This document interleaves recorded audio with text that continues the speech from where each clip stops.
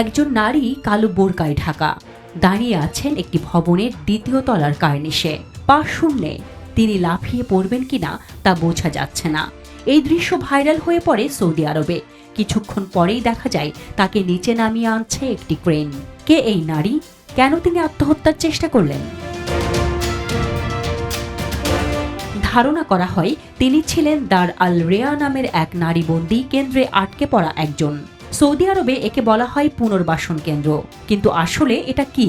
একটা নিরাপদ আশ্রয় নাকি পরিচর্যার নামে গড়া একটি গোপন কারাগার?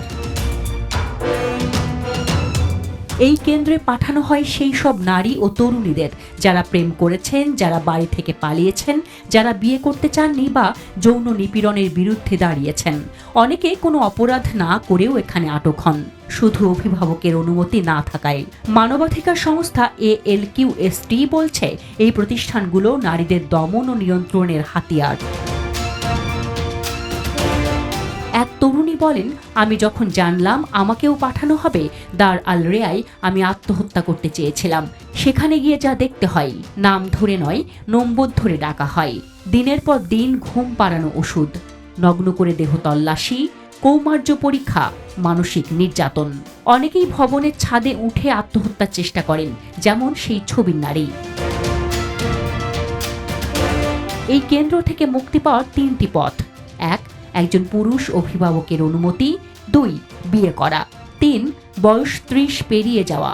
কিন্তু এমনও হয়েছে 30 বছর পার হওয়ার পরও যদি অভিভাবক অনুমতি না দেন, মেয়েটিকে আবার পাঠানো হয় অন্য একটি কেন্দ্রে, দার আল দেয়াফায়।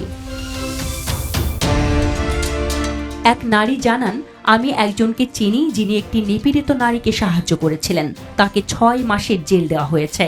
অর্থাৎ সৌদি আরবে নির্যাতিতকে সাহায্য করাটাই হয়ে উঠছে অপরাধ। এই যখন বাস্তবতা, তখন সৌদি আরব বিশ্বকে দেখাতে চায় এক ভিন্ন কিছু। 2034 সালের ফুটবল বিশ্বকাপের আয়োজক হতে চায় দেশটি। নারীকে গাড়ি চালানোর অধিকার দেওয়া হয়েছে, কনসার্ট, সিনেমা হল সবকিছু খুলে দেওয়া হয়েছে। কিন্তু প্রশ্ন থেকে যায়, এই পরিবর্তন কি আসলেই নারী বান্ধব নাকি শুধুই মুখোশ? ALQST এর মতে দার আল রেয়া কোনো কেয়ার হোম নয়, বরং এটি সেই ব্যবস্থার অংশ যেখানে নারীকে নিয়ন্ত্রণে রাখার চূড়ান্ত মাধ্যম তৈরি করা হয়েছে। নারীর শরীর, চিন্তা, ভালোবাসা সবই যেন পুরুষ অভিভাবকের অনুমতির উপর নির্ভরশীল। সৌদি আরবের পরিচর্যা কেন্দ্র দার আল রেয়া একটি প্রতিষ্ঠান যেখানে নারীর অপরাধ হলো নিজের মতো বাঁচতে চাওয়া, আর সেখান থেকে মুক্তি পেতে হয় নিজেকে আরেক পুরুষের হাতে তুলে দিয়ে। Desk report, Dhaka express.